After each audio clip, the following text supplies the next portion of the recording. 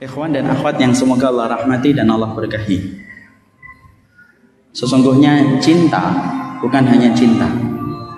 Cinta itu bukan hanya cinta, tetapi sesungguhnya cinta merupakan bagian penting dalam kehidupan kita.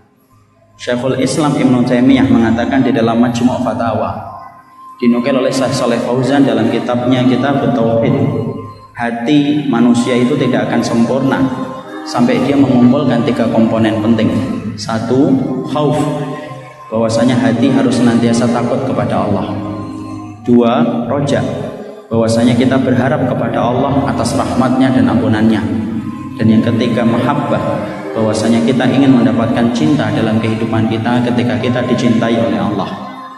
Disitulah yang saya sampaikan bahwasanya cinta itu merupakan perkara yang penting.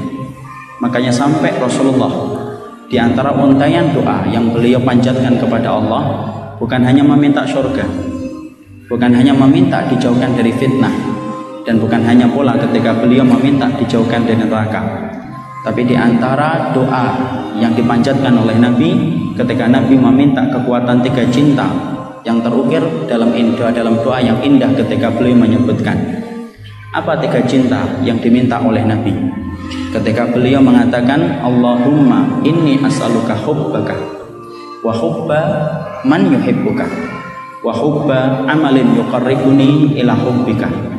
Ketika Nabi mengatakan dalam untaian doanya, ya Allah, aku minta kepadamu cintamu dan ridhomu, dan aku meminta cinta orang yang mencintaimu, dan aku meminta amalan yang paling kau cintai, yang paling cepat mendekatkan aku kepada cintamu.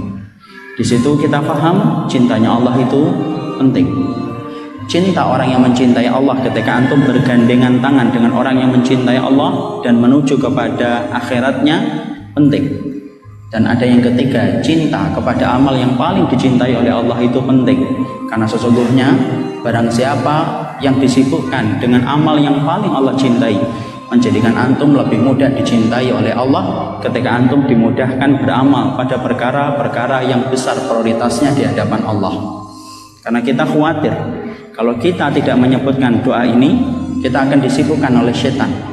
Karena sesungguhnya Imam Ibnu Qayyim menyebutkan salah satu jebakan iblis bukan hanya menjebak antum untuk melakukan zina, bukan hanya menjebak antum untuk melakukan dosa ketika membunuh dan minum khamr, tapi salah satu jebakan lembut iblis itu adalah menyibukkan kita dalam perkara amal yang sedikit pahalanya supaya kita diluputkan dari amalan yang besar.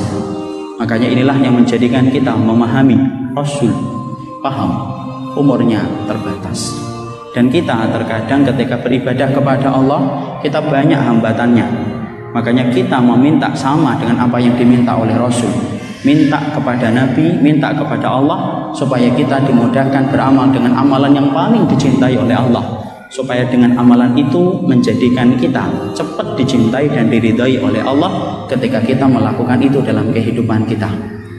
Analogi sederhananya, antum nanti kalau sudah punya istri, karena kelihatannya yang depan-depan ini belum punya istri, kelihatannya belum ada beban hidupnya.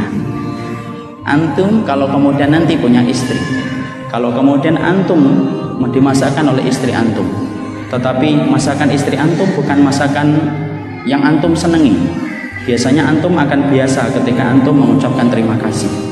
Antum sukanya dengan pecel, tetapi dimasakkan dengan sayur lodeh, maka kemudian ketika dimasukkan lodeh antum akan mengatakan biasa, syukron ya mi, terima kasih. Karena apa? Dimasakkan lodeh. Ketika antum dimasakkan rames, antum biasa. Apalagi dimasakkan gudeg, sudah bosan, karena kemudian antum orang Jogja. Tapi ketika antum tiba-tiba dimasakkan istri antum dengan pecel, dan pecel itu merupakan makanan yang paling antum senangi, maka antum pasti responnya berbeda ketika antum dimasakkan dengan sayur lodeh dan gudeg. Pasti antum akan betul-betul ekspresinya itu istimewa. Masya Allah, pecel ya mi, iya, syukron banget ya, ada bangetnya. Kenapa? Karena sesungguhnya sarapan itu merupakan sarapan yang antum senangi daripada sarapan lodeh dan sarapan gudeg. Itu analogi sederhana. Memang kita diperintahkan oleh Allah untuk beribadah, dan kita tidak boleh meremehkan ibadah sekecil apapun. Tapi tahukah kita ada amal yang lebih dicintai oleh Allah daripada amal yang lain?